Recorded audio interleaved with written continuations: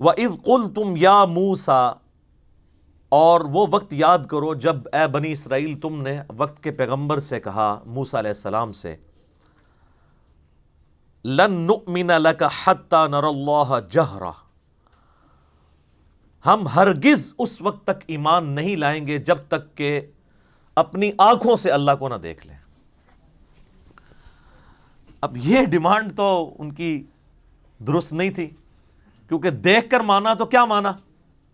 ان الذین یخشون ربہم بالغیب لہم مغفرۃ واجر کبیر، بے شک جو لوگ بن دیکھے اپنے رب سے ڈرتے ہیں ان کے لیے ہے مغفرت اور بڑا اجر۔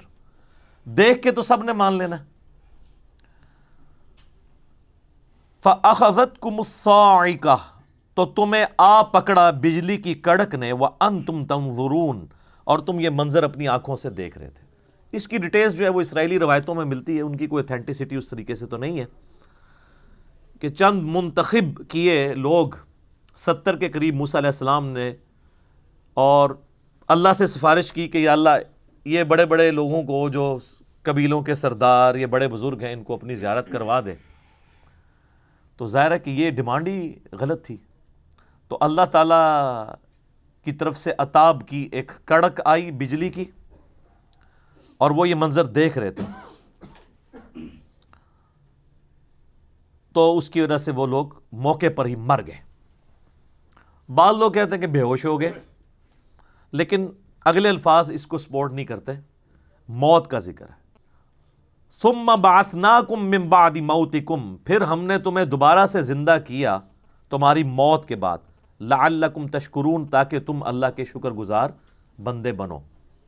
تو اللہ تعالیٰ نے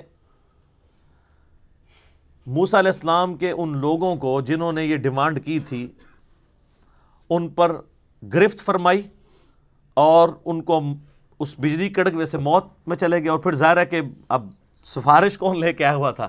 موسیٰ علیہ السلام۔ تو موسیٰ علیہ السلام نے پھر ریکویسٹ کی کہ یا اللہ یہ تو نیا مقدمہ، میرے لیے نیا محاذ کھل جائے گا، تو ان کو تو زندہ کر۔ اور ظاہر ہے یہ اللہ تعالیٰ کے ڈیوائن علم سے ہوا، یہ ایسا نہیں تھا کہ ان کی موت کا وقت مقرر تھا، وہ والی موت جو نہ ایک لمحہ آگے آ سکتی نہ پیچھے۔ یہ اللہ کی ڈیوائن پلان کا حصہ تھا کہ اللہ نے ان کے بھی موت کا وقت آیا نہیں تھا، ان کے اوپر ایک اسپیشل کیس کے طور پر موت طاری کی، کیونکہ جس پہ ایک دفعہ موت اوریجنل والی طاری ہو جائے نا، وہ کبھی دنیا میں واپس نہیں آ سکتا۔ وہ اللہ تعالیٰ کا قرآن پاک میں واضح فیصلہ ہے، سورۃ الانبیاء کی آیت نمبر 95، کہ حرام ہے اس بستی کے لیے کہ ہم اسے موت دے دیں کہ وہ دوبارہ دنیا میں واپس آ جائے۔ حضرت عیسیٰ علیہ السلام بھی جو مردوں کو زندہ کرتے تھے وہ دنیا میں چلتے پھرتے نہیں تھے، مردہ زندہ ہوتا تھا، عیسیٰ علیہ السلام کے نبی ہونے کی گواہی دیتا تھا، اور پھر دوبارہ ادھر ہی وہ مر جاتا تھا، چند منٹس کے لیے یا چند سیکنڈز کے لیے، کیونکہ حضرت عیسیٰ علیہ السلام کی نبوت کو اللہ نے منوانا تھا، یہ معجزے کے طور پہ ہوتا تھا۔ وہ اللہ کا رول اپنی جگہ ہے، لا تبدیل لکلمات اللہ، اللہ کے کلمات نہیں بدل سکتے۔ موت جو آئی ہے اب دوبارہ چانس ملنا ہی نہیں ہے۔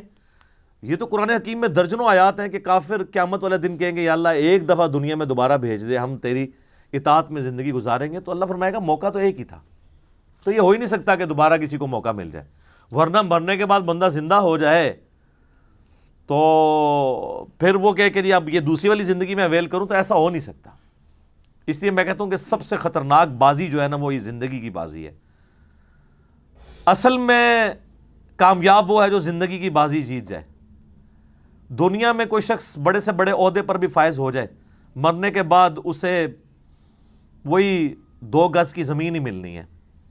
آپ جتنا مرضی مہنگا کفن کسی کو پہنا لیں، کتنی خوبصورت اس کی قبر بنا دیں، قبر کے اندر کے حالات آپ چینج نہیں کر سکتے۔ اور دوسری طرف جس نے اللہ کی تابعداری میں زندگی گزاری ہے، اس کو چاہے قبر بھی نہ ملے، وہ فٹ پاتھ پہ ایک لاوارث لاش کی حیثیت سے مر جائے، یا کسی ایئر کریش میں اس کی خاک بکھر جائے۔ جنید جمشید صاحب کو دیکھ لیں رحمہ اللہ تعالی۔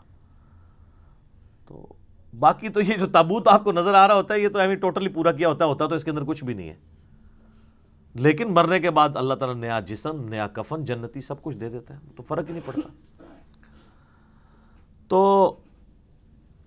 یہاں پر ان کو چونکہ ایک اللہ کا ڈیوائن پلان تھا کہ ان کو موت کا مزہ چکھا کے دوبارہ سے اللہ تعالیٰ نے ان کو زندہ کیا تاکہ وہ شکر گزار بندے بنے اور آئندہ سے وقت کے پیغمبر سے اس طرح کی ڈیمانڈ نہ کریں۔ وَإِذْ قُلْتُمْ يَا مُوسَىٰ لَن نُّؤْمِنَ لَكَ حَتَّىٰ نَرَى اللَّهَ جَهْرَةً، ایک اور واقعہ ان کی تاریخ کا۔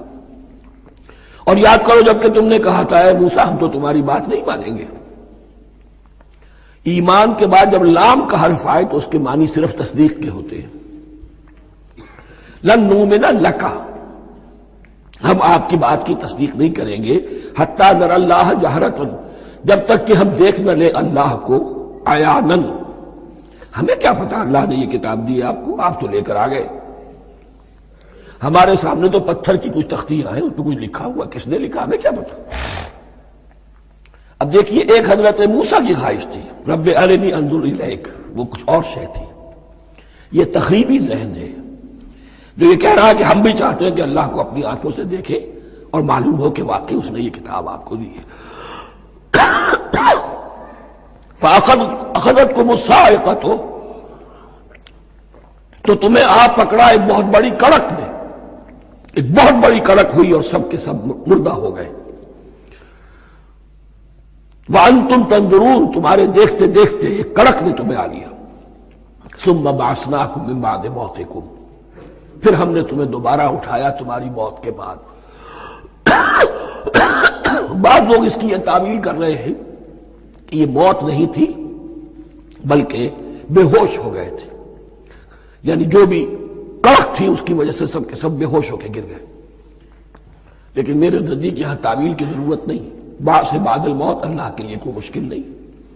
ہم الفاظ کو خواہ کاہے کو ان کے اصل جو مفہوم ہے جو کہ صاف ہے صریح ہے اس سے خواہ کاہے کے لیے موڑ کر لے کر جائیں۔ ثم بعثناکم من بعد موتکم لعلکم تشکرون، تاکہ تم شکر کرو۔